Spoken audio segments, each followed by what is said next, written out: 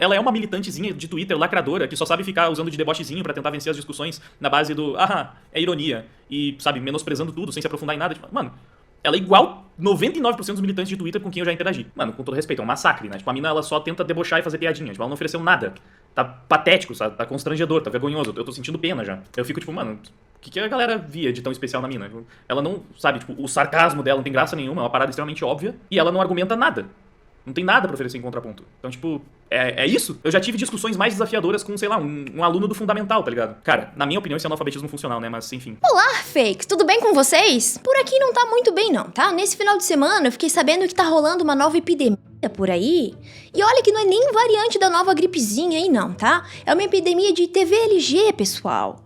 E vocês que estão familiarizados ali com esse termo de epidemia devem saber que tem perigo de contágio social, passar pros amiguinhos e tal, né? Pois então, infelizmente eu devo ter sido descuidada em algum momento aí e acabei sendo contaminada com o vírus B do TVLG ali, né? De bi.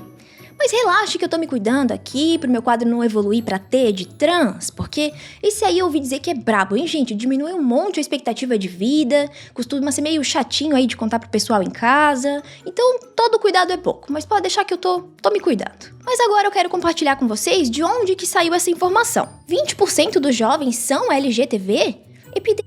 GTV, o que é isso? É claro que eu fiquei preocupada quando eu vi isso ali, né? Na época da Páscoa, já tava rolando aquela história lá do Kinder Ovo contaminado com salmonela. A primeira coisa que eu vi quando eu pensei isso aí foi, vou avisar o pessoal do Twitter, né? E assim eu fiz. Só que depois disso, uma galera veio me mandar assistir o vídeo todo, porque eu tava sendo homofóbica com o dono do canal. Então eu assisti e eu tô aqui pra dividir com vocês. Aí não querendo estragar aí a magia da historinha contada de forma lúdica aqui nesse vídeo, mas o vídeo original, que foi postado lá no canal do Tragicômico, não tá mais disponível. Aparentemente o YouTube derrubou. Ou eu derrubei, né? Segundo o que o Wagner tá insinuando no Twitter. Vamos ver aqui, ó. Aparentemente os fãs da Suavemente Comentado denunciaram meu vídeo sobre e a LGTV até fazê-lo cair, visto que o mesmo já havia passado pela análise manual do próprio YouTube e tinha até mesmo sido aprovado para monetização. É o velho modus operandi dessa turma, né? Se não tiver como responder, censure, difame, zombe e silencie. Lamento, mas não vai ser um ataque coordenado de militonto de Twitter que vai me fazer parar de denunciar as merdas que vocês defendem. Ele colocou ali o aparentemente pra dizer que não tá me acusando diretamente, né? Mas no segundo tweet já ele larga a mão e fala: lamento, mas não vai ser um ataque coordenado de militonto que vai me fazer parar de denunciar as merdas que vocês defendem. Ué, aí ele já colocou ali o meu tweet como um ataque coordenado, esse tweet aqui que é uma simples gracinha, é um ataque coordenado. Aparentemente essa liberdade de expressão aí no nível monarque que o Tragicômico defende, só vale pra eles mesmos, né? Não pra mim. Isso é o melhor que eles têm pra tentar justificar, assim, questionar a minha posição, que eu nem estou cravando nada. Eu falei que aparentemente, claro, eu tenho convicção sim de que foi isso. Eu acredito que tenha sido isso. Eu estou usando a palavra convicção pra ser mais claro, porque eu gostaria de falar, eu tenho certeza que foi isso. Mas tudo bem, eu vou usar. Eu tenho convicção, uma forte convicção de que foi isso. Então, aparentemente, ele colocou o aparentemente dele no rabo depois disso ali, né? Mas, aparentemente, claro, eu não tô afirmando nada aqui. Mas falando um pouquinho sério, mesmo que ele insista em dizer que não afirmou nada, ele deu a entender e no mínimo me responsabilizou por isso. E olha, eu acho que eu não tenho engajamento no Twitter pra derrubar o vídeo de alguém com uma mera gracinha, né? Tanto que eu postei lá só de brincadeira. Se eu soubesse que o vídeo ia cair e iam associar o meu tweet à queda, eu não postaria. Porque eu já recebi milhões de denúncias de K-popper nos meus vídeos, onde eu expus certas incongruências aí no grupo, digamos assim, né? Como alguns episódios de racismo, teve gordofobia, teve body shaming, discurso de ódio, promoção de transtorno alimentar. Eu diria que esses assuntos aí são bem delicados, mas nenhuma das minhas contas caíram ever. Então, né? E outra, pelo visto, palavra pode ter efeitos, né? Porque eu não fiz nenhum call to action lá no meu tweet, eu não mandei ninguém denunciar nada. Eu só joguei ali na zoeira mesmo. E aí, segundo o Wagner, pode ter sido eu quem derrubou o vídeo dele indiretamente. Que sirva de lição aí pro Wagner e pros que defendem liberdade de expressão total aí, perceberem que nem sempre a gente precisa fazer um call to action explícito pra algumas falas terem consequências, né? Por mais que eu duvide muito que o meu tweet tenha feito isso aí, né? Até porque, se eu achasse que eu tenho essa capacidade, com certeza eu já tava cobrando pra derrubar vídeo faz tempo. Aliás, agora que o Wagner me deu tanta confiança e fez propaganda do meu serviço, quem tiver interessado em derrubar vídeo de ex ou sei lá, me chama na DM. E o pior dessa história aí é que agora eu tenho que ficar tomando cuidado, porque vai que daqui uns 10, 20 anos o tragicômico toma outro strike no canal dele ou faz uma merda e perde o canal, aparentemente a culpa vai ser minha de novo, né? Mas ô Wagner, deixa eu te dar um conselho aqui, ó. Talvez, quem sabe, se você não tivesse falado algumas coisas como... E como a gente tem uma espécie de construção social fazendo com que pessoas que naturalmente seriam hétero passem a se identificar como LGBT, a gente pode ter uma espécie de cura sim pra reabilitar essas pessoas que não são de fato que estão se identificando dessa forma simplesmente por modismo, porque afinal de contas, não é uma condição natural da pessoa. Por que esses números estão crescendo dessa forma? Como essa engenharia social? Quem sabe daí o vídeo ainda estaria no ar? Ou se você não tivesse associado ali LGTV com epidemia no título do vídeo, nas tags, só pra atrair a atenção do público, como ele mesmo disse. Mas é melhor culpar os outros pelo nosso fracasso, né? Se bem que fracasso não foi 100%, né? Ele recebeu aí a atenção que ele queria com esse título. Isso é meio nada a ver agora ele ficar reclamando internet afora. E pra deixar claro aqui, o tragicocômico argumentou que a tag epidemia que ele usou no título e nas tags do vídeo não foi pra associar a TV RGB com doenças, e sim foi no sentido figurado da palavra, que no dicionário tem duas definições pra epidemia e outras duas por extensão. Aparentemente, né? Porque eu não conheço a índole dele pra afirmar nada, mas segundo ele diz ter tido a intenção de usar a última definição da palavra, por extensão. E ainda chamou todo mundo de burro e analfabeto funcional quem não sacou isso. Ele também acabou caindo no papinho da Suavemente achando que eu tava falando de doença. Cara, na minha opinião isso é analfabetismo funcional, né? Mas enfim. Beleza, um pouquinho arrogante, eu diria. Só que assim, ó, eu acho que a gente interpreta a definição das palavras através do contexto que elas foram usadas.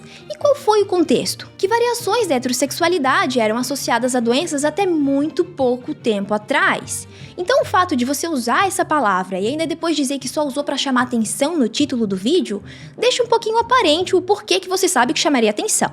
Mas ao longo do vídeo eu vou explicar um pouquinho melhor essa associação aí pra vocês. E só pra finalizar esse ponto aqui do título e de que meus fãs aparentemente foram denunciar o vídeo dele, Wagner, você disse que o YouTube não é claro nas regras dele, né?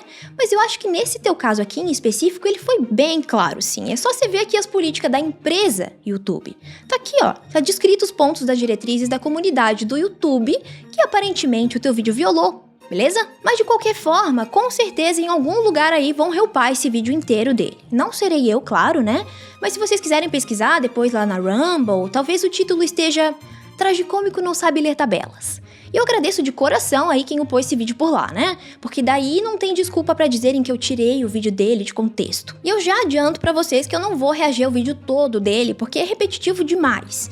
Mas isso não quer dizer que eu vou tirar alguma coisa de contexto, ok? Os links dos artigos que eu vou usar aqui, tudo eu vou colocar lá no Twitter para o YouTube não cortar aqui mais o alcance desse vídeo, que provavelmente vai ser desmonetizado. Agora vamos lá, já no comecinho do vídeo, o Wagner Cômico começa ali falando que os canceladores identitários não podem fazer nada com ele, porque ele não tem patrocinadores para perder, quem financia o canal dele é o público que assiste, por isso que ele não tem medo de falar verdades inconvenientes sobre assuntos complexos. E hoje a gente vai falar sobre um tema bastante complexo, mas cada vez mais importante e que poucas pessoas têm coragem de abordar, porque afinal de contas, qualquer palavra mal escolhida ou mal colocada já faz com que todo discurso seja passível de cancelamento. Mas não é como se eu me importasse, né? Afinal de contas, motivos pra ser cancelado pelos identitários eu já dei de sobra, mas eles não têm muitas armas pra me cancelar, né? Afinal de contas, eles vão fazer o quê? Eles vão contar pra vocês que eu sou contra o feminismo, como se vocês já não soubessem? Vão tentar tirar o meu público de mim? Eles vão tentar acabar com os meus patrocinadores? Quem me dera ter um patrocinador sequer pra que eles pudessem tentar perseguir e tirar de mim. Os meus patrocinadores são vocês, que estão carecas de saber o que eu penso, e é basicamente por isso que eu me sinto à vontade pra falar o que eu penso sobre temas complexos, sem me sentir ameaçado por essa galera que gosta tanto de perseguir e cancelar as pessoas que falam as verdades que eles não gostam muito de ouvir, que eles não se sentem muito confortáveis ouvindo, que eles tentam calar e silenciar porque eles querem que o menor número possível de pessoas tenha acesso ao outro lado da narrativa. Então hoje nós vamos aí mais uma vez cutucar nesse vespeiro dos LGBTs e provar, através de estudos científicos, né, já que eles gostam tanto de ciência,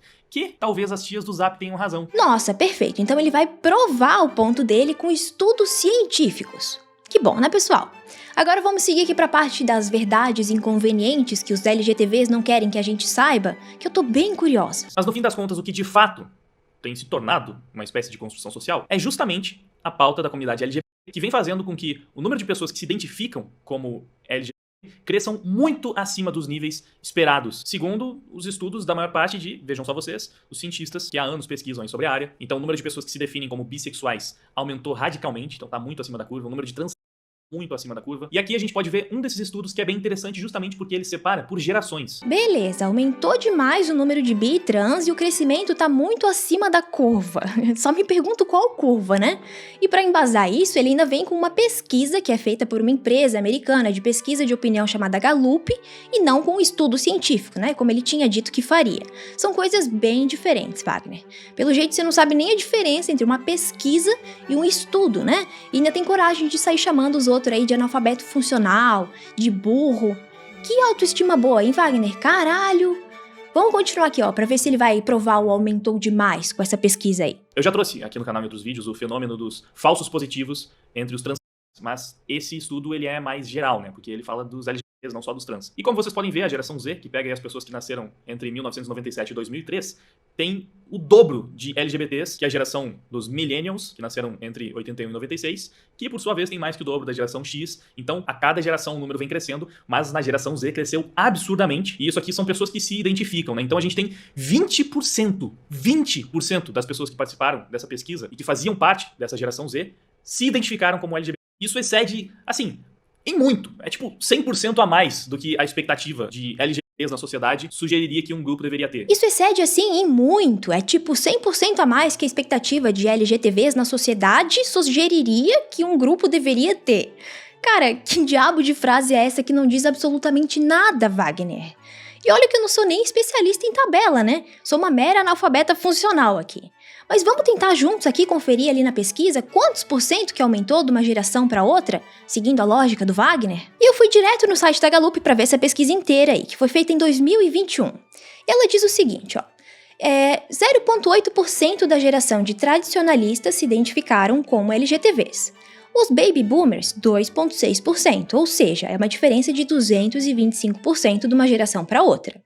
Dos baby boomers para a geração X, a diferença é de 61%. Da geração X para millennials são 150%.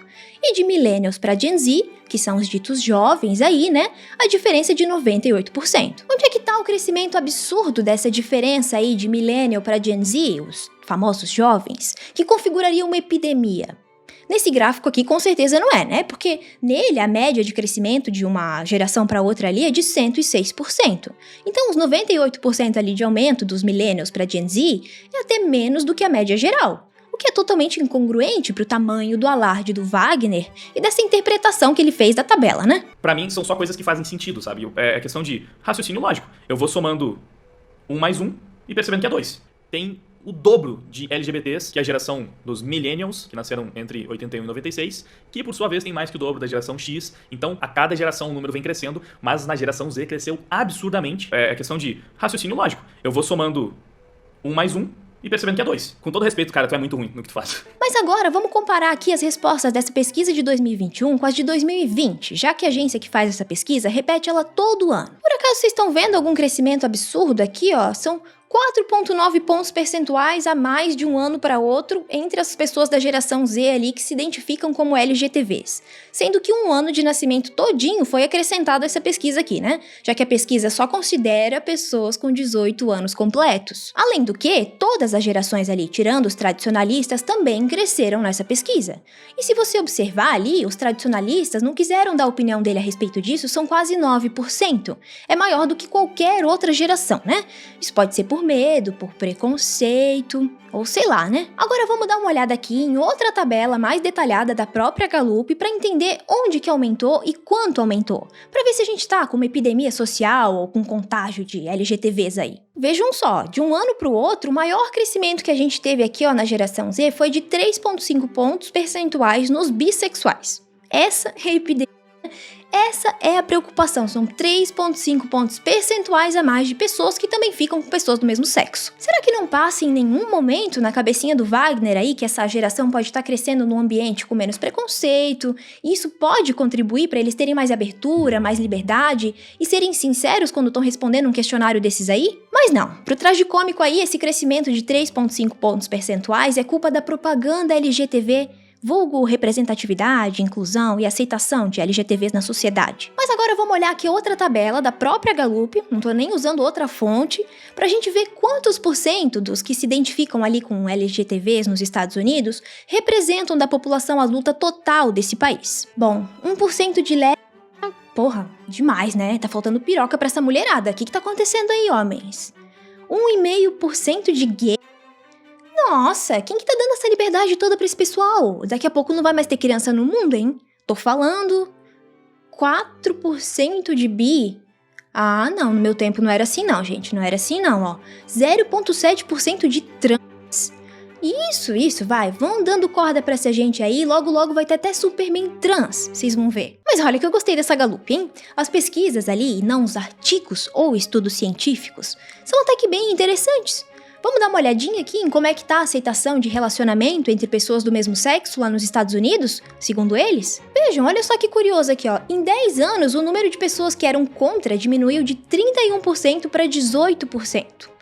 Então, parece aí que a inclusão e aceitação de pessoas LGTBs aí na sociedade pode dar mesmo segurança, um pouquinho mais de liberdade para elas responderem abertamente uma pesquisa assim, né? Quem diria, né? Mas e sobre o casamento, Yagi? O que será que as pessoas estão pensando também lá nos Estados Unidos? Nossa, em quase 10 anos aqui, ó, o número diminuiu de 48% para 29% de pessoas que achavam que o casamento entre pessoas do mesmo sexo não deveria ser válido. São quase 20 pontos percentuais a menos. Que ótimo, né, gente? Porque tudo que eu falei até agora aqui contribui sim pra gente ter pesquisa com resultado verdadeiro sobre a população colorida aí do nosso mundo. E não o que o Wagner e as vozes da cabeça dele acham que tem que ser, né? Mas vamos continuar o vídeo dele aqui. Enfim, não sei se eu me expressei bem, mas acho que deu pra entender, né? E quem compartilhou essa pesquisa foi o Eli Vieira, que é um geneticista gay. Eu já trouxe aqui outras vezes, então acho sempre muito interessante porque os identitários gostam de utilizar o tal do lugar de fala como argumento. Bom, o Eli está no seu lugar de fala, uma vez que ele é biólogo, então tá dentro da sua área de atuação, e ele é gay. Aí a identidade dele tá preservada também pra poder comentar sobre esses assuntos. Então se eu não tô no meu lugar de fala e não posso dar carteirada sobre isso, eu uso a carteira do Eli. Isso soa estranho, né? Mas enfim. Ele mesmo falou que 20% é balela. Pura modinha. Sim, cheio de pseudo-gilete, por aí. Coitada dessa geração sexualmente confusa. Às vezes eu penso que o armário era mais confortável que essa palhaçada. E cara, é exatamente isso. Virou uma modinha de adolescente. Não que não existam pessoas naturalmente gays, lésbicas e, enfim, todas as outras letras do alfabeto. Mas é claro como a neve que a gente está sofrendo aí com os efeitos dessa engenharia social, como disse o primeiro tweet ali, Engenharia social. É assim, a engenharia social trabalhando, a gente está sofrendo com os efeitos dessa engenharia social que está fazendo com que os números excedam muito os naturais e transformando a pauta LGBT numa modinha adolescente. Galera, olha, eu sinto informar então que pelo jeito o Vale tá fechado, hein? Porque segundo o Tragemo aqui, ó, tá proibido aceitar novos integrantes porque a gente excedeu a cota. Ah, não era isso não, gente, não era. Era só a dificuldade mesmo do tragicocômico ali, ó, pra ler essa tabela. Relaxem. Que está fazendo com que os números excedam muito os naturais. Essas pessoas não conseguem raciocinar muito bem, né? Tipo, é muito, mano... o que mais me impressiona é porque eu penso assim, cara, se você parasse por 2 minutos pra pensar no que você acabou de falar, você perceberia que não faz sentido. É só, tipo assim, param 2 minutinhos assim, tipo, não, pera. Ah, entendi. Sabe? As pessoas, elas não pensam antes de formular uma opinião. 1 mais 1... e percebendo que é 2. Só que eu não sou um analfabeto funcional, eu consigo ler isso aqui e entender. As pessoas, elas não pensam antes de formular uma opinião. E sobre o número aí, eu já mostrei pra vocês que não excedeu demais a quantidade de LGTBs, até porque, né, essa frase aí soa bem esquisita. E só pra pontuar aqui outra vez, essas tabelas ali são apenas uma pesquisa, não são um estudo científico, como ele disse que traria no começo do vídeo dele. E provar, através de estudos científicos, né, já que eles gostam tanto de ciência. E eu espero, isso aqui não tem como eu achar, eu espero que ela leve pelo menos um estudo, algum argumento, ou algum fato, que ela pegue alguma coisa assim, tipo um estudo bom que a gente não conhece, que eu não conheço, sabe? Tipo, que ela pegue algum ponto objetivo da narrativa pra refutar. Porque as pessoas falam que ela é boa, que ela é inteligente, que ela pesquisa, ela se embasa, ela tem bons argumentos. Então assim, eu espero, pra não falar que ela só vai falar merda o vídeo inteiro, eu espero ter pelo menos um momento em que ela vai pegar um estudo que vai dar um pouco mais de trabalho pra gente. Porque se for só o que eu tô falando agora, ela já foi refutada antes de lançar o vídeo. As pessoas, elas não pensam antes de formular uma opinião. 1 mais 1 e percebendo que é 2. Tem uma diferença bem grande aí entre uma coisa e outra, né? E que feio pro biólogo ali, né, colocar essa população colorida da geração Z como pseudo-gay, pseudo-trans e afins. É que tem pouco preconceito aqui no nosso país, né? Tem que estimular um pouquinho mais mesmo. Agora o Wagner vai seguir nessa linha aí de tentar provar que tá aumentando demais o número de LGTBs sem mostrar nenhum estudo, só se baseando na tabela que ele não conseguiu interpretar e na opinião pessoal dele a respeito disso, né? Da qual eu discordo majoritariamente. Mas aqui eu quero focar mais nos fatos que ele trouxe. Tem aquele meme do cara, tipo assim, eu discordo da sua opinião. Aí o cara, mas isso não é uma opinião, isso é um fato. E aí a outra responde, então eu discordo dos fatos. Mas no meu vídeo tinha opinião. Dá pra discordar de algumas coisas, porque eu opinei em cima de fatos. Mas dos fatos você não tem como discordar, né? Fato é melhor que opinião, né? Então vamos continuar aqui procurando os fatos que ele teoricamente traria.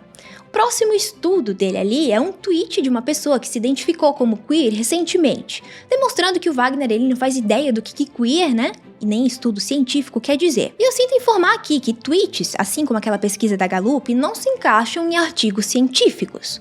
Então agora vamos pular aqui para outra parte, onde ele fala sobre a popularidade LGTB que teria caído. A popularidade da comunidade LGBT de fato vem caindo nos últimos anos. O Oliveira também escreveu essa matéria para a Gazeta do Povo em janeiro desse ano, falando que o apoio popular ao casamento caiu. Culpa da política identitária? E aí, ao longo do texto, ele faz uma série de análises demonstrando que o identitarismo está prejudicando a popularidade da agenda LGBT. Eu acho que esse vídeo já deixou bem claro os motivos, né? Sim, deixou bem claro os motivos, né? Eu não quero parecer chata aqui, gente, mas é que artigo de jornal publicado na Gazeta não é artigo científico. Artigo científico com validade científica você encontra onde? Publicado em revista científica.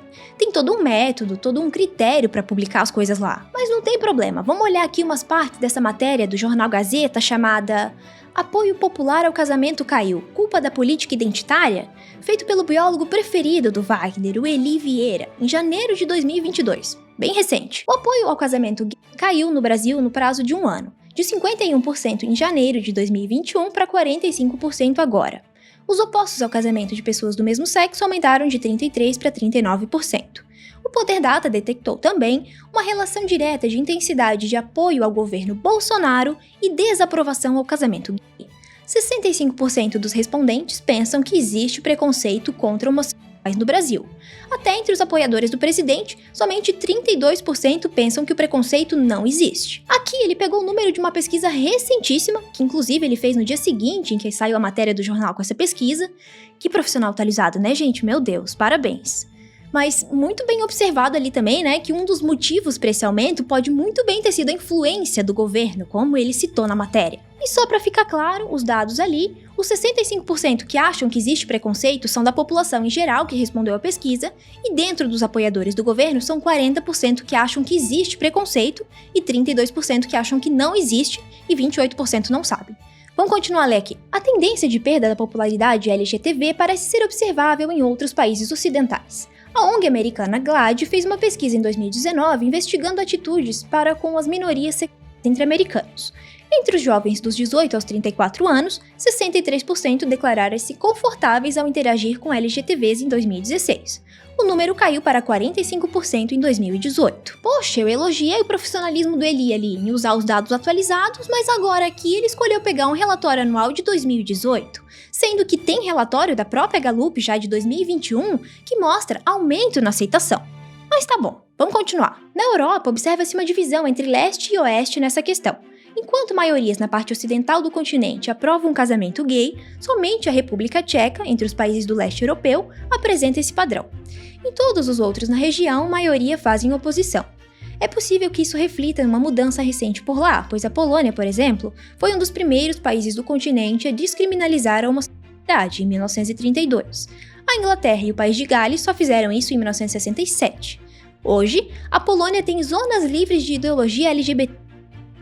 Já a Hungria baniu por lei informações que promovem a homossexualidade e a mudança de gênero nas escolas. Tem zona proibindo LGTB na Polônia e a culpa é de quem? Do governo ultraconservador? Dos religiosos que fizeram pressão para criarem essas zonas livres de ideologia LGTB, ajudando a cunhar até uma carta de direito para a família polonesa? Não. Com certeza a culpa é dos LGTBs. Perfeito, Eli, eu tô admirada com esse argumento, tá? O Silas Malafaia ia adorar essa tua matéria.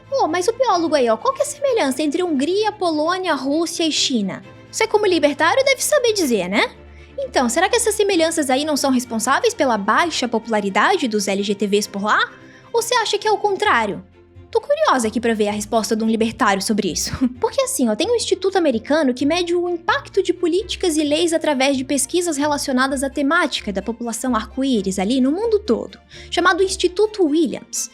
E segundo o último relatório global deles, envolvendo 174 países, pôde-se observar que onde tinha mais liberdade e a trajetória de aceitação estava mais receptivas com os LGTVs, tendiam a continuar assim. Porém, em países que já se demonstravam não ser muito receptivos à população colorida, a coisa continuou igual ou até piorou.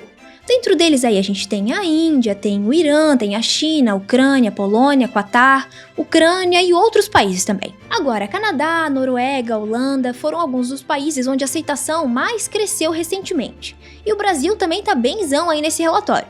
Segundo ele aí, o Brasil tem um crescimento constante nessa aceitação das pessoas e dos direitos LGTV. Então, será que a responsabilidade pela queda é mesmo dos LGTVs?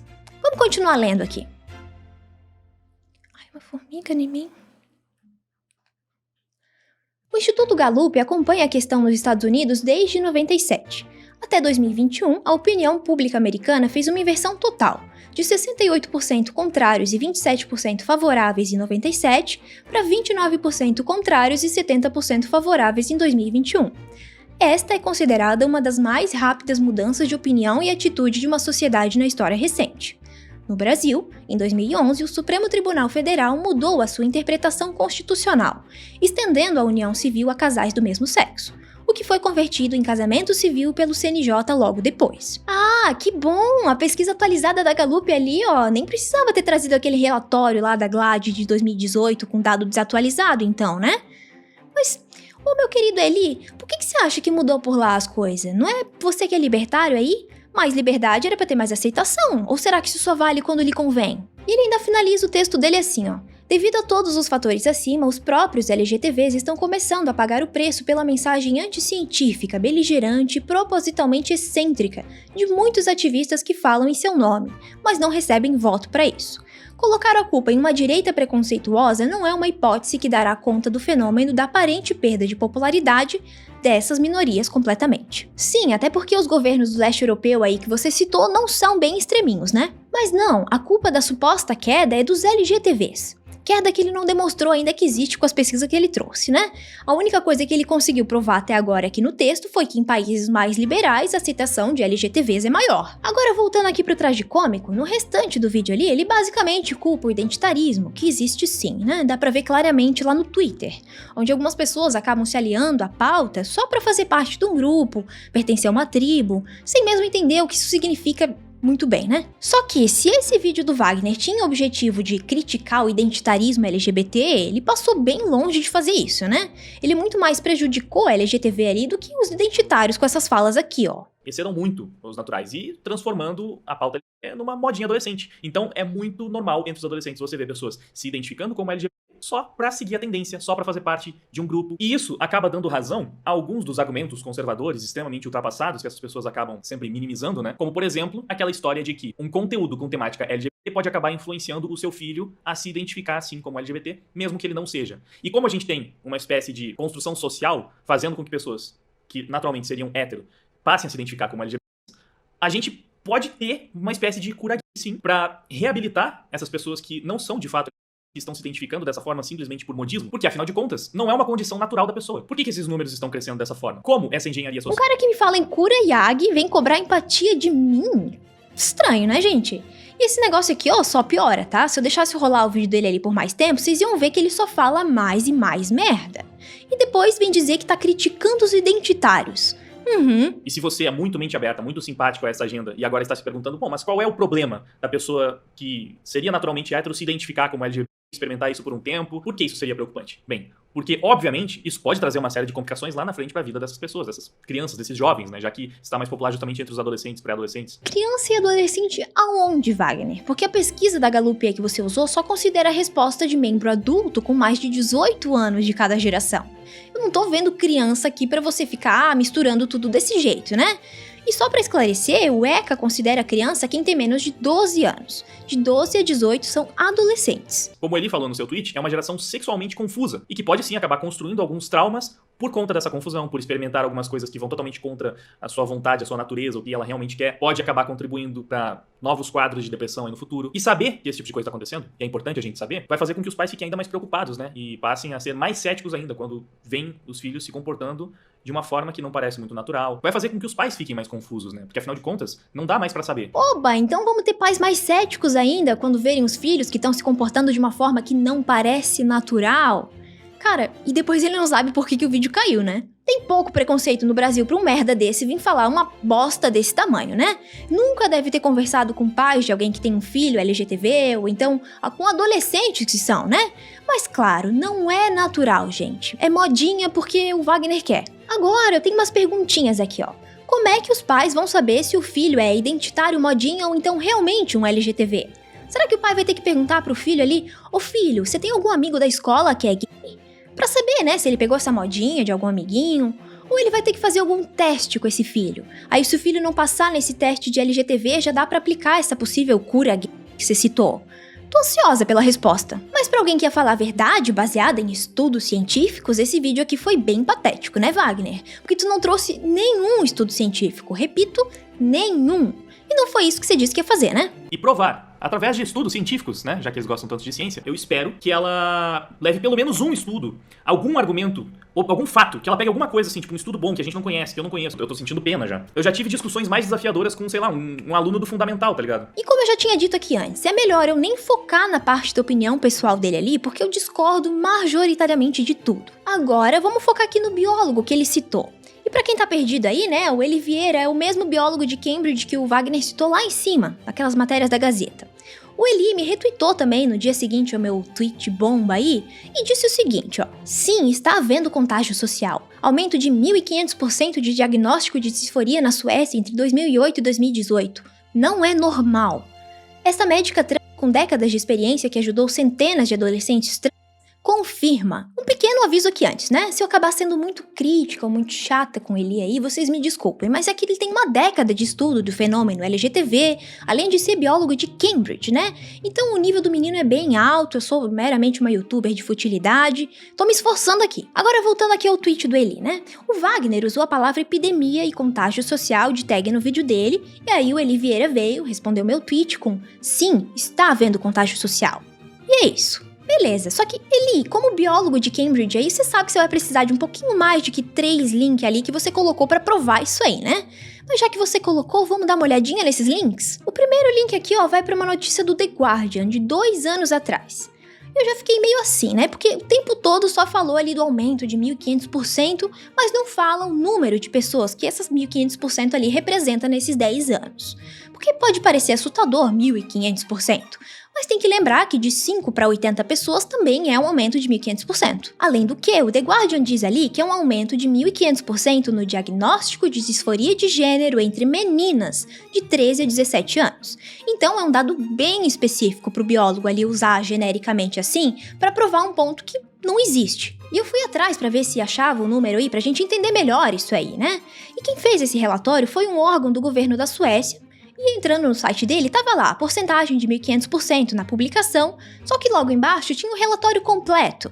E nele tinha uma parte bem interessante que diz o seguinte, ó. Começa dizendo, espera-se um aumento adicional. Em 2018, um total de pouco menos de 6 mil pessoas, 0,6 por 1.000 da população, teve diagnóstico de disforia de gênero na Suécia. Então, em 2018, havia um total de 6 mil casos diagnosticados no país, que tem 10 milhões de pessoas. São 0,0006% do total da população da Suécia. Mas beleza, eu ainda não sei quantas meninas de 13 a 17 anos que representa aqueles 1.500%, porque no relatório completo tinha essa tabela aqui, ó. E olhando esse gráfico aqui, a analfabeta funcional não consegue saber a quantidade, porque não tá batendo o cálculo. E além disso, não tem material suplementar junto com esses gráficos aqui. Curioso, né? Mas eu fico me perguntando aqui, o que será que pode ter acontecido entre 2008 e 2018 para fazer com que mais pessoas ousassem buscar ajuda para disforia de gênero, né, lá na Suécia? Talvez a opção de poder ser reconhecido juridicamente sem ter que ser esterilizado antes. Porque até 2013, lá na Suécia, por lei, se você quisesse mudar de gênero, você precisaria necessariamente ser esterilizado. Talvez um método do governo aí para essas pessoas trans não terem filhos, né? Como é que chama isso aí mesmo? Alguém que sabe aí? Wagner, biólogo, vocês querem chutar? Eu tô uma diquinha aqui, ó. Começa com Euge e acaba com Nia. Enfim, eu não fiquei satisfeita ali com essa tabela e com esses números que não batem de jeito nenhum. E depois de bastante pesquisar, eu achei nesse mesmo site ali do governo da Suíça um outro relatório mais completo e mais novo, e nele tinha uma tabela interessante. Vamos ver aqui, ó. Então, aqui, ó, o valor vai de 13 meninas de menos de 18 anos diagnosticadas com disforia de gênero no ano de 2006 para 262 meninas diagnosticadas no ano de 2018. Todas diagnosticadas pelo próprio sistema ali de saúde do governo. Então, assim, ó, no total, 1.041 meninas menores de 18 anos foram diagnosticadas ao longo desses 12 anos aí.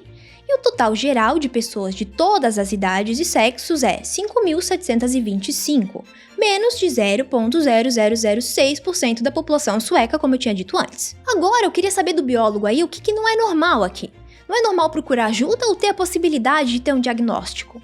Porque a população estimada que tem esse diagnóstico de disforia de gênero, de acordo com o DSM-5, é de mais ou menos aqui, ó, 0,05 até 0,014% da população para homens biológicos e 0,002 até 0,003% para mulheres biológicas. E na Suécia, se a gente pegar o total de homens e mulheres desde 2006 que foram diagnosticados, que foram 5.725, não dá essa porcentagem aí, nem a pau. Não são nem 0,0006%. Então esse aumento aí, que é alarmante para alguns babacas, ainda vai continuar subindo, porque os números de hoje na Suécia são bem menores do que se esperaria, com base na média geral, né?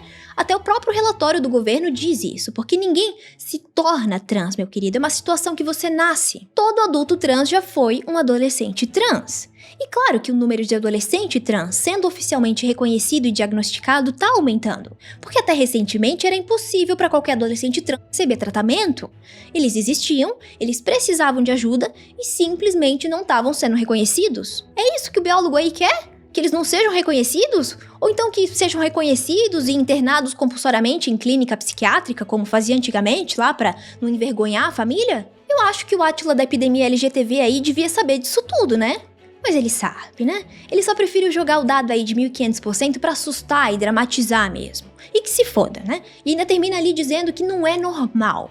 Cara, não é normal um biólogo de Cambridge não ler e conferir os dados antes de sair fazendo alarmismo com coisa séria. Agora vamos aqui pro segundo link que ele usou, que é de uma matéria sobre uma psicóloga trans, que até onde eu sei, psicólogo não é médico, né, como ele colocou ali, mas tudo bem, né? E essa psicóloga relatou que depois de um tempo se arrependeu de ter feito a transição de gênero dela.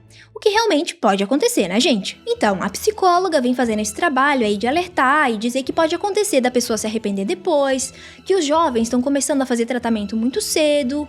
E ela apoia essa ideia aí também de que tá rolando esse contágio social LGTV entre os adolescentes, que isso é perigoso. Resumindo, ela diz que eles deveriam esperar mais pra transicionar. Mas aí eu me pergunto aqui, com qual idade ela mesma fez transição? Foi adolescente, cedo demais pra ela dizer hoje aos 71 anos que ela se arrepende? Não, ela fez transição aos 60 anos de idade, sim. 60 anos de idade ela fez a transição e aos 70 ela tá arrependida. Eu acho que não faz sentido nenhum alguém que esperou pra cacete pra fazer a transição e se arrependeu, sair por aí dizendo pros outros que a disforia deles é modinha e que eles deviam esperar mais. E olhem, não me entendam mal aqui, eu não tô falando que não deve existir profissional acompanhando pessoas com disforia, né? Mas eu acho que uma psicóloga trans conservadora que tá envolvida em movimento de destransificação não acaba ajudando muito como argumento. Mas né? Então, ter acompanhamento médico e psicológico é importante sim. Só que esse trabalho que a psicóloga trans que ele trouxe está fazendo não prova absolutamente nada que o biólogo quer provar com essa matéria. E ele sabe disso, né? Eu até convidei aqui um amigo psicólogo para falar um pouquinho sobre essa parte. Vamos assistir aqui. Olá, fakes! Estavam com saudades de ver eu aqui nesse canal?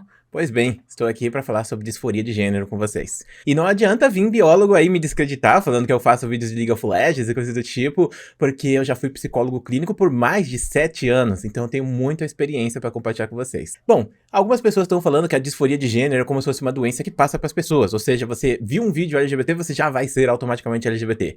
E, obviamente, isso está completamente enganado, né? Eu acho que a gente tem visto mais pessoas, né, agora saindo do armário e tendo coragem para falar sobre a sua sexualidade, porque o mundo está sendo sendo mais inclusivo. Então, quando a gente vê um aumento das pessoas LGBT, não é que isso tá se espalhando como se fosse uma doença. Na verdade, as pessoas estão tendo coragem pra se identificar. E não é porque uma pessoa é homossexual ou, sei lá, bissexual que ela deve ser descredibilizada, que essa pessoa deve ser tratada como inferior ou alguma coisa do tipo. Muito pelo contrário. E isso é uma coisa que a psicologia já estuda há muito tempo. Desde a época do Freud, pra falar a verdade. Se você for analisar a própria psicanálise, ela começa nisso. Na época do Freud, tinha uma doença que era chamada de histeria. A histeria era uma doença que acometia muito as mulheres. E foi descoberto que essas doenças elas eram proeminentes naquela época por conta da repressão sexual. Não é à toa que a gente tem toda a psicanálise sendo desenvolvida em cima disso, sobre a repressão sexual, e também, né, outros psicólogos, como Reich, que desenvolveu uma teoria muito mais avançada em cima desse tema especificamente, onde você teria portões de energia que são desbloqueados, e isso vai te tornando uma pessoa melhor, né? E quando esses portões são bloqueados, você começa a ter doenças mentais e coisa do tipo. Então, eu acho que esse pensamento de, doença, não sei o que, é descabido. Na verdade, chega até a ser absurdo você ver um biólogo ou alguém famoso falando sobre essas coisas com propriedade para que outras pessoas que têm preconceito peguem e compartilhem isso como se fosse realidade. Quando, na verdade, isso simplesmente faz parte da gente. Eu acredito que, a sexualidade da pessoa, ela simplesmente nasce com isso. Ela simplesmente tem vontades, umas pessoas têm mais, outras pessoas têm menos. Algumas pessoas vão ter vontade de ficar com o mesmo sexo, outras pessoas vão ter vontade de ficar com os dois e assim por diante. E faz parte do ser humano, assim como faz parte dos animais da natureza. Se a gente se trata como animal, porque o ser humano de fato é um animal, e você analisa os animais da natureza que desenvolvem comportamentos homossexuais e que isso não importa pra eles, porque obviamente você não vai ver um animal irracional pensando que ele só pode ficar com mulher ou ele só pode ficar com homem, né? Mas somente o bicho homem que pensa essas coisas e pior, vem no Twitter escrever porcaria sobre isso. Bom, tá aí a minha contribuição. Muito obrigado por assistir. Agradeço aí a Yasmin novamente. Muito obrigado a todos vocês aí do canal e a gente se vê depois. Muito obrigada pela participação, professor Dark. E agora vamos aqui pro terceiro e último link que o Átila da pandemia LGBT usou, que é uma matéria da Gazeta escrita por ele mesmo. Já no título aqui a gente tem a palavra contágio social, né?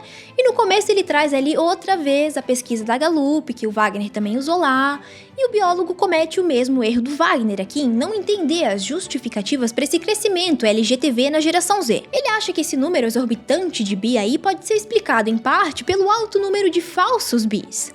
E olha que aqui eu concordo em partes, né? Porque deve ter falso bi por aí só pra ganhar crédito no Vale. Tem gente pra tudo, tem gente até emo em 2022.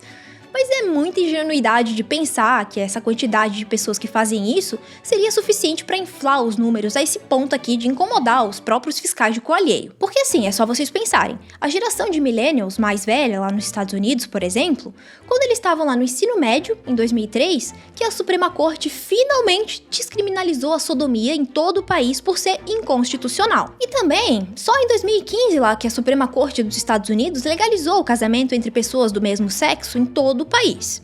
Então me parece um pouquinho óbvio que a próxima geração, depois dos millennials, né, que nasceu, que já tá crescendo aí num país que tem uma cultura onde ser LGBT é algo normal, não é algo que as pessoas precisam esconder, eu acho que isso é positivo, né? Mas, só minha opinião sobre essa parte aí do aumento. Mas agora vamos aqui pro ponto principal de todo esse vídeo aqui, que é crucial para todo esse problema. Deixa eu ler aqui pra vocês. A disforia de início rápido, se é realmente uma disforia comparável à clássica, é um indicativo de um problema maior. Muitos jovens fazem pressão para serem aceitos como trans, mesmo se não sentirem qualquer coisa comparada à disforia.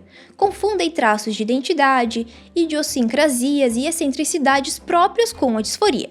É o caso da grande parte dos que se identificam como não binários. Sem o critério da disforia, o T de LGBT converte-se em um rótulo vazio, praticamente acessório da moda aí para jovens se sentirem mais especiais, incentivando a confusão em nome da inclusão. A disforia de início rápido, como uma condição socialmente contagiosa, está recebendo certo incentivo da literatura infantil dita inclusiva. Tipicamente nos livros infantis, que supostamente só buscam defender o respeito pelo diferente, há o uso da palavra menino e menina somente no sentido de gênero, como algo que é maleável à cultura e às escolhas das pessoas, quase nunca no sentido de sexo. É um ataque velado à biologia e um convite a mais jovens a se auto-identificarem com outro gênero. Deixa eu explicar aqui o que esse cara fez. O termo disforia de gênero é amplamente aceito e estudado pelo meio acadêmico e médico, né, como o próprio Dark disse. Existem diretrizes de saúde a serem seguidas para identificar se a pessoa tem disforia de gênero ou não, tá lá no DSM. Já essa disforia de gênero de início rápido que ele tá citando ali é uma piada. Esse termo aí veio de um estudo feito por uma mulher chamada Lisa Littman, que era professora na Brown University. E a universidade, depois da publicação desse artigo dela, para vocês terem noção, precisou fazer uma nota de esclarecimento de tanta crítica que recebeu no meio acadêmico. E nessa nota eles falaram que mudaram o nome de estudo para relatório. Isso porque esse estudo científico que a Lisa Littman fez tinha diversos problemas metodológicos super graves e muitas conclusões em cima disso, né? Então ele foi tirado da plataforma, corrigido pela própria Lisa e republicado. E mesmo assim ele continua cheio de problema. Nessa mesma nota, a Universidade de Brown falou também que essa Plus One, que é onde o relatório foi publicado, também postou um comentário formal de um psicólogo pesquisador chamado Ângelo. E o legal é que ele é até brasileiro. Eu não vou trazer todo o comentário dele aqui, né? Mas vai estar junto lá no tweet, junto com as outras referências. Eu aconselho o biólogo e o Wagner também a lerem. E pra gente não ficar em uma crítica só aqui ao relatório da Dona Lisa, eu digo aqui, ó, que nenhuma grande associação profissional médica reconheceu esse estudo da Lisa Lee ou então esse termo. Em 2021, a Associação Americana de Psicólogos e a Associação Americana de Psiquiatras coassinaram uma declaração com outras 120 organizações médicas pedindo para que esse termo de disforia de gênero rápida não fosse usado em ambientes diagnósticos ou clínicos, devido à falta de evidência científica respeitável para abordar esse conceito. Agora, o Journal of Pediatrics publicou na Elsevier um relatório lá com uma conclusão de que não encontramos apoio dentro de uma população clínica para um novo fenômeno etiológico de disforia de gênero de início rápido durante a adolescência. A CAPS publicou também uma nota dizendo o seguinte aqui, ó. Como uma organização comprometida com a geração e aplicação da ciência clínica para o bem público, a Coalizão para o Avanço e Aplicação da Ciência Psicológica apoia a eliminação do uso da disforia de gênero de início rápido e conceitos semelhantes para aplicação clínica e diagnóstica, dada a falta de suporte empírico rigoroso para sua existência. E a lista de pessoas também que assinaram essa nota junto com o CAPS é gigante. A APS, que é a Academia Australiana de Psicologia, também publicou uma nota dizendo o seguinte: evidências empíricas refutam consistentemente as alegações de que o gênero de uma criança ou adolescente pode ser dirigido pela pressão do grupo de pares ou de influência da mídia, como uma forma de contágio social, disse o professor da APS, Damien Riggs. Eu poderia ficar aqui horas trazendo estudos e publicações de grandes instituições que criticaram esse relatório da Lisa Littman aí, né? Mas eu acho melhor trazer aqui a opinião do próprio Eli, a opinião que ele deu aí numa treta que ele teve contra o Malafaia sobre estudos científicos aí. Olha, eu não quero mudar de assunto, mas se você vai negar uma teoria que é aceita pela esmagadora maioria dos profissionais da área que trabalham com biologia, eu acho que eu vou poder duvidar da sua capacidade de olhar para a questão da contribuição da genética para a orientação sexual. Eu acho que eu vou duvidar da sua imparcialidade, Malafaia. Eu vou duvidar também da sua formação e, inclusive, do seu respeito por informação científica e fontes científicas.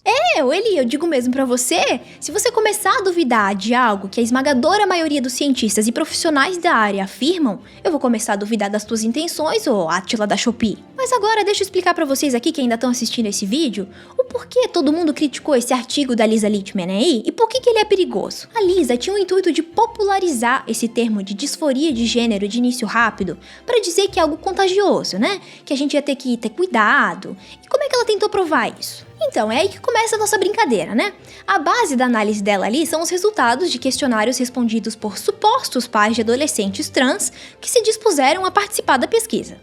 O questionário aí foi publicado em 3 sites que são conhecidos por ser, sei lá, não muito amigáveis com pessoas trans, vulgo anti-trans, sendo que um deles até é de feminista radical, que são totalmente contra trans, né? Mas de qualquer forma, avisaram nesses 3 sites aí que rolaria essa pesquisa. E quem quisesse participar devia acessar um link, e nesse link tinha um questionário bem tendencioso e enviesado que a Lisa fez para captar essas informações. A pesquisa era anônima, então não dá para saber se eram relatos reais, se uma pessoa que fez aí não repetiu mais de uma vez esse questionário, se nesses sites as pessoas que responderam o questionário realmente elas eram pais de pessoas que são trans.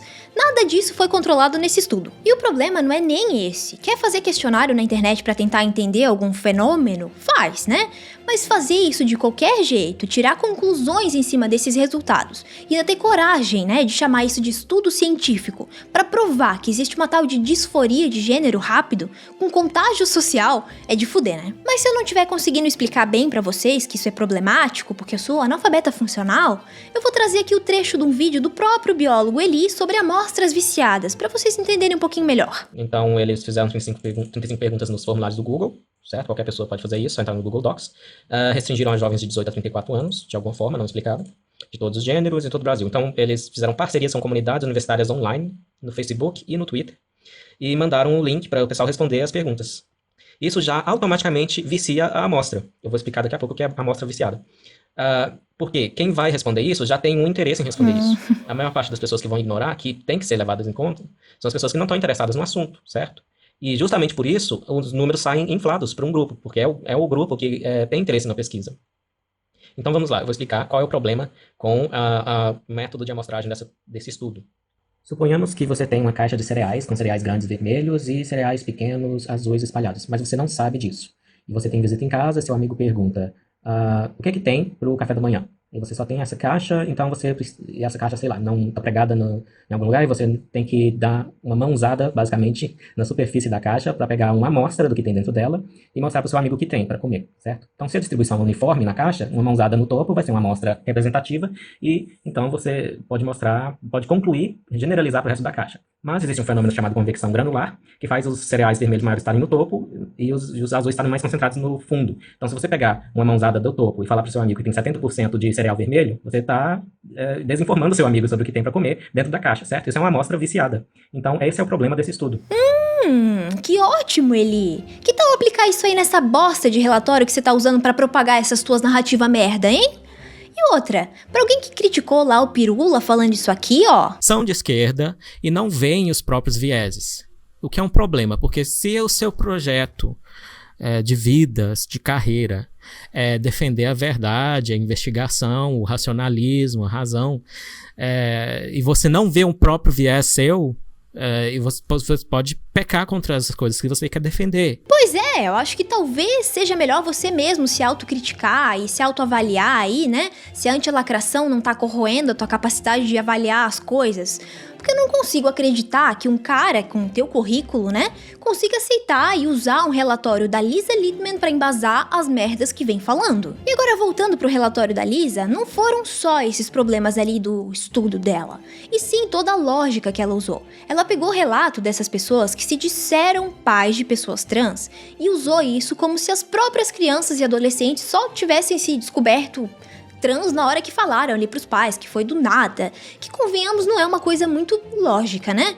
Além do que, ela se baseou também apenas na opinião dos pais, ela não ouviu nenhum adolescente. E até onde eu sei, adolescentes trans existem e, como a gente viu, são muito poucos. E até agora não se tem evidência científica de que eles têm poderes mágicos aí de persuasão para tornar o seu filho hétero em trans. Porque se eles tivessem esses poderes, você pode ter certeza que o número de pessoas trans seria muito maior. É muito ridículo essa história de contágio social. É ignorar toda a pressão que existe para essas pessoas não se declararem trans, seja direta ou indiretamente, dentro, fora da família, os amigos, os inimigos, é muita pressão. Mas claro, né, que o aumento da representatividade trans nas mídias influencia muito mais a se assumirem do que a pressão que é imposta pela sociedade para as pessoas não se assumirem. É querer dizer que voluntariamente os jovens estão escolhendo se fuder, sofrer preconceito, morrer mais cedo, correr risco de apanhar na rua, tudo para lacrar e pertencer a um grupinho identitário. Vocês conseguem perceber que é loucura dizer que algo que é 0,000 alguma coisa dos adolescentes que têm disforia de gênero e sofrem por causa disso, fazem isso por modismo? Se vocês não conseguem, daí eu não sei mais como explicar de uma forma diferente. Agora, de modo geral, a saída do armário ali pode parecer repentina para os outros, claro, né? Não há início rápido, só há uma divulgação recente para as demais pessoas. E me surpreende o biólogo ali que falava coisas assim, ó. Tudo se resolve pensando em liberdades individuais, né? Um Estado, uma sociedade não deve forçar os indivíduos a se conformar a um estereótipo do que deve ser um homem, o que deve ser uma mulher, etc. Ter mudado tanto de ideia, será que é o tal do identitarismo da antilacração aí que tá se manifestando nele? Será que o biólogo também tá querendo lacrar pra cima dos lacradores identitários pra pertencer a um grupinho?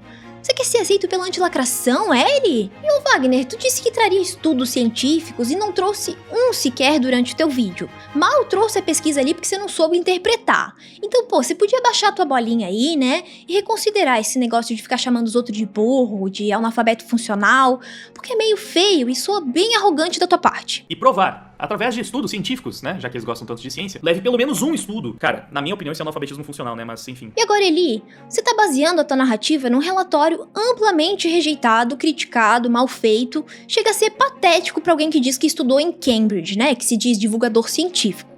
Espero que você não esteja cego aí o suficiente pra não considerar honestamente a crítica que eu tô fazendo pra você. Espero que os meus pontos aqui tenham ficado claros nesse vídeo, né? Que ficou bem grande, porque, como disse o traje cômico... Alguém já falou uma vez, tipo assim, desmentir é muito mais trabalhoso do que mentir, né? Algo do tipo. Então, pra cada mentira, tinha que ter uma explicação e um contexto. Então, leva muito mais tempo. E provar, através de estudos científicos, né? Já que eles gostam tanto de ciência. Bem pontuado, né, Wagner? Desmentir é muito mais trabalhoso do que mentir. E eu acho que o Wagner sabe bem disso. E eu quero avisar aqui que eu não faço parte da comunidade LGTV, então se eu errei algum termo ou alguma coisa assim, fiquem à vontade pra me corrigir aqui nos comentários, por favor. Mas é isso aí, eu espero que esses dois aí tenham um mínimo de honestidade intelectual e não fiquem de mimimi choramingando lá no Twitter, dizendo que é por minha causa que eles estão se fudendo. Isso é honestidade intelectual. Muita gente não sabe como praticar. Eu agradeço muito por assistirem, eu vou ficando por aqui e até logo. E foi o que eu falei nos meus tweets. Mano, ela é uma militantezinha de Twitter lacradora que só sabe ficar usando de debochezinho pra tentar vencer as discussões na base do, é ironia. E, sabe, menosprezando tudo, sem se aprofundar em nada. Tipo, mano, ela é igual 99% dos militantes de Twitter com quem eu já interagi.